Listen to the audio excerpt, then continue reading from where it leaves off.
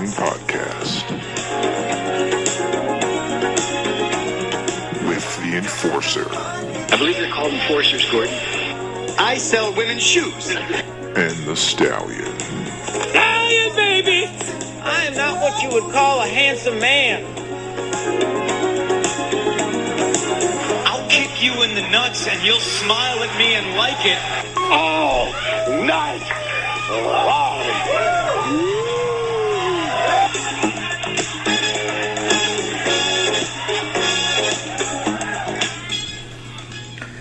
Welcome back to another edition of the All Night Long Wrestling Podcast. We are your hosts. He is the Stallion. I am the Enforcer. And welcome back to yet another week here.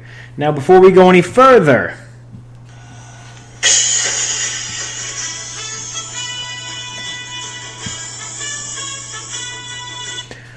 we have breaking news. Conor McGregor versus Floyd Mayweather has been signed for August 28th or 26th at the T-Mobile Arena in Las Vegas, Nevada. Joe, how excited are you for the fight?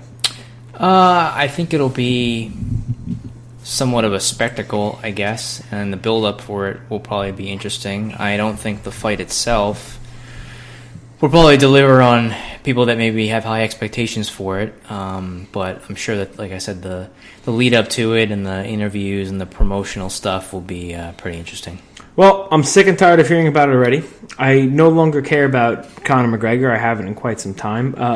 Floyd Mayweather, I do not care for his boxing style. However, he is one of the, if not the smartest boxers of all time. He's got fantastic defense.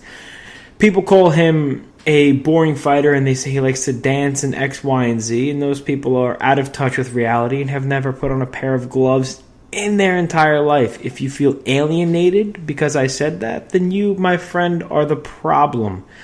Floyd Mayweather has a history in his very young career of breaking his hands. He used to hit very hard. And, you know, when you break your hands as a boxer, they're called the boxer's fracture. It's tiny metacarpal right behind your knuckles. If you break them early, you can break them often. So he became a volume puncher with fantastic defense. And Conor McGregor is not a boxer. I repeat, Conor McGregor is not a boxer. He is a mixed martial artist who has a lot of success in the stand-up game, don't get me wrong, but it doesn't translate. That's like Wayne Gretzky joining the Air Hockey Championships. That's just not something that's, 2 and 2 is not making 6 here, and I don't think the fight's going to be close. It's a 12-round. I just watched a video. Dana White said it's a 12-round boxing match, or 10-round boxing, 12-round boxing match in a ring with 10-ounce boxing gloves. So they're going to have boxing gloves on. Frankly, I don't think there's a athletic commission that should sanction the fight, because right now what you're doing is you're sanctioning a fight between a professional boxer who's got 48 fights and a not a professional boxer who has 0 boxing fights. So I think of course, it's a money grab, and I don't think the fight's going to be exciting. If Conor gets hit, what's he going to do? Go for a takedown? No, he's not. Mayweather is going to win the fight. It's going to be rather simple, and you will probably never see Conor fight again, because why would he have to? I guarantee he's making close to $20 million on this fight. So you take a loss, and for $20 million, and you go on your merry way, and we never hear from Conor McGregor again. I think it's good business on his part. It's just shame on Dana White for allowing his 155-pound and 145-pound champion to go to a different sport and hold up both of those weight classes in the UFC. It's not fair to the guys who actually are fighting, like a guy like Max Holloway. So it'll be. I'm looking forward to the fight just to see, get it over with. But there are a lot of other good fights coming up that people should be worried about. Like you talk about Kovalev versus Ward is coming up, and you also have Triple G versus Canelo Alvarez. Those are 2 fantastic boxing matches that deserve the credit that, and the prestige that Mayweather and McGregor are going to get. So, all right, I'm off my soapbox. Okay, that was a long diatribe. The news just broke roughly an hour ago, not even. So. We're current here on the All Night Long Wrestling Podcast, and we're trying to be up to date. We're trying to deliver the best in news. And speaking of current and up to date, I got a story about Glacier that I want to talk about later. I'm sorry, the wrestler Glacier? Yeah, the wrestler.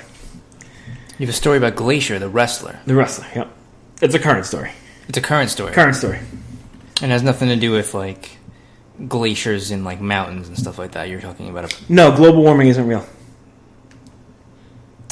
Maybe we should talk about wrestling. I feel like that's what we should be doing. That seems to be our bread and butter, as they say.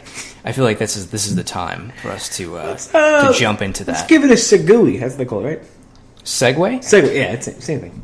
I'm reading off a cue card. I think that's what it is. That's right? probably what it is. It's like Ryback cutting a promo. That's what's happening. Or anybody else in the WWE today cutting a promo. But yeah. Well, I think that the biggest news of this coming week and the upcoming weekend is the SmackDown brand Money in the Bank pay-per-view, which is happening on Sunday night from St. Louis. There are 2 Money in the Bank ladder matches on that show. There's the men's division match featuring Kevin Owens, AJ Styles, Baron Corbin, Sami Zayn, Dolph Ziggler, and Shinsuke Nakamura. And for the first time ever, as they've made it known pretty well, I would say, the first time ever women's Money in the Bank ladder match. There are 5 women in the match: Becky Lynch, Charlotte Flair, Natalya, Tamina, and Carmella. James Ellsworth did not make the cut, but he will be at ringside with Carmella. So Ellsworth's not in the match? He's not in the match, is my understanding.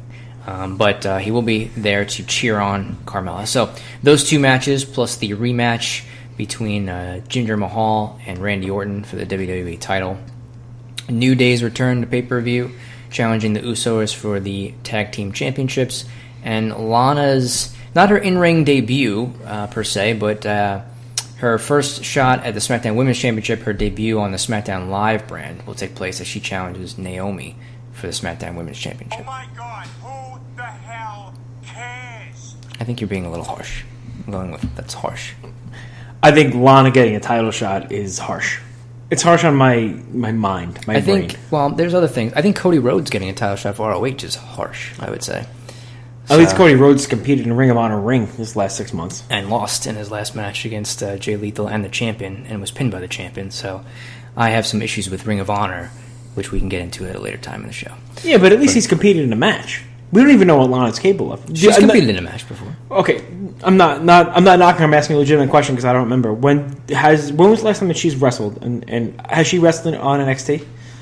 I don't know that she's been on the NXT TV show. I know she's wrestled at NXT live events. Okay. What was the reception like? Was it...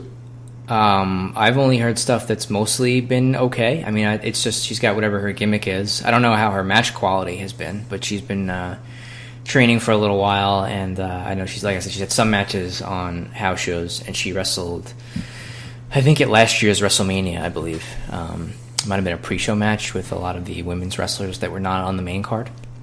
Oh, good. Yeah, this will be fun. This show will be fun. Well, let me ask you something before we get into the predictions for the show. You watched SmackDown this week, correct? I did. What do you think about Jinder? Do you feel like since he's become champion, the WWE title has become less prestigious than the Money in the Bank match has in regards to this show? Because in watching the week SmackDown leading up to Money in the Bank, I feel like Jinder has almost been an afterthought.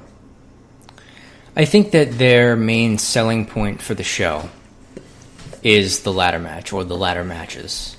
So that's what they're pushing the most in this case.